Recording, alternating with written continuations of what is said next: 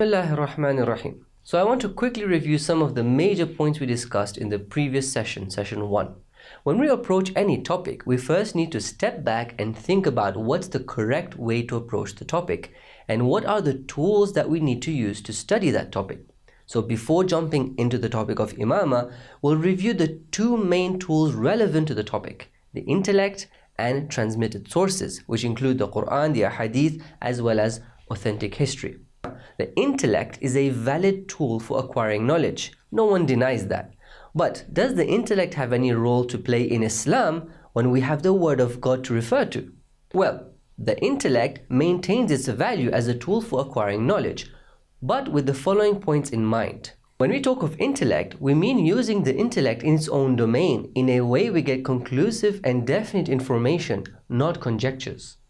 The Quran hasn't explicitly given us the details of every single thing, but the intellect is capable of extracting information from the Quran by making links, drawing conclusions, which, as I said, aren't explicitly worded in the verses. I emphasize though, this has to be done by following an accurate methodology to avoid falling into the pitfalls of conjectures and staying safely within conclusive facts. Another point is that the Quran sometimes uses phrases and words which can be completely misunderstood if we don't read them in the light of definite intellectual principles. And finally, the Quran itself refers us to ta'aqqul, tadabbur, ta'ammul, tafakkur, which are all to do with using our ability to reason, or in other words, using our aql. When we talk of using the aql in Islam, and when we're using the aql to study certain aspects of Imamah, we're not talking about my aql or your aql.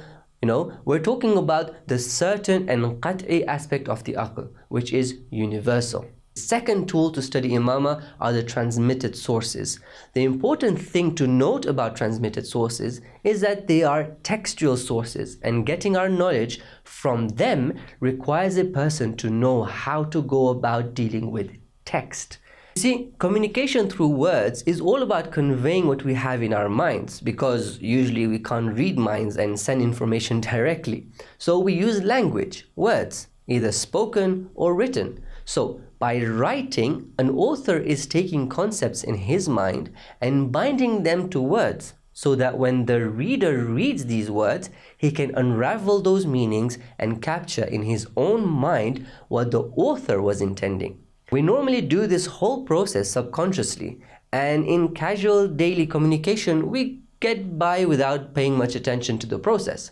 But one of the common sources of misunderstanding between people goes back to issues in this process.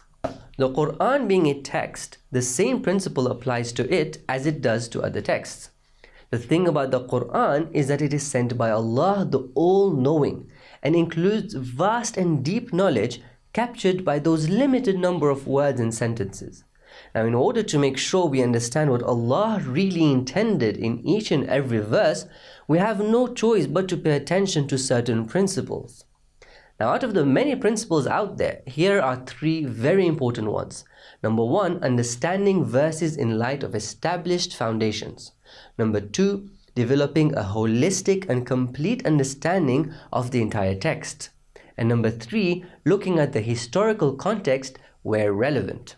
This was a quick review of session 1, so make sure to go through the full session for a better grasp and more details.